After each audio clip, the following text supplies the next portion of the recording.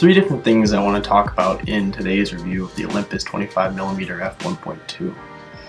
The design and build, the image quality, and the performance. So it's definitely built like a tank. It's made out of metal, it's weather sealed, and I don't think you'll ever have any problem with the way it's built.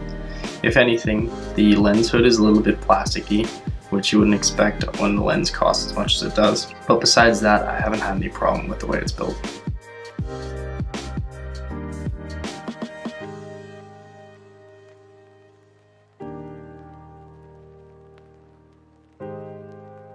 When we start talking about image quality, we get into the territory of comparing it with other lenses.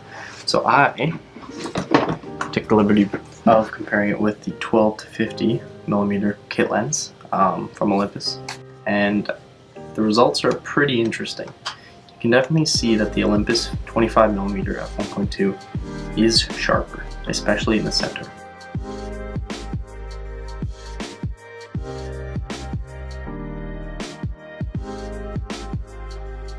You will notice that the Olympus 25mm kicks the dust out of something like this, and really honestly is the best optically performing lens that I've ever used. So I think it's the perfect level of sharpness where it's not so sharp that it makes people look inhuman, but it's not so muddy and chunky that it makes people look like they have no facial features at all. So it's great for portraiture in that regard. I've always had people who have taken pictures of enjoy the way that they look with this lens, just because it leaves just the right amount of detail.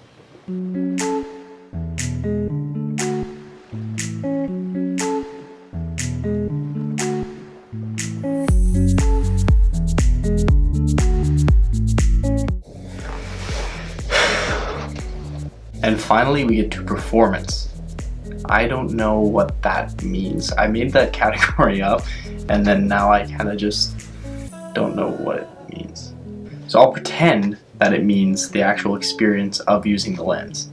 So I use it on my EM1, and I mainly use it in single autofocus mode for tight, basically closed scene nature photography, so for blowing up backgrounds on detail shots in nature, or for portraiture with my family members.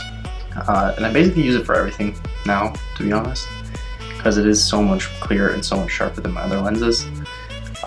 So yeah, I would say that overall the performance of this lens is really good, and I do actually recommend it. It is very expensive, but if you can afford it, it'll make a great addition to whatever setup that you have.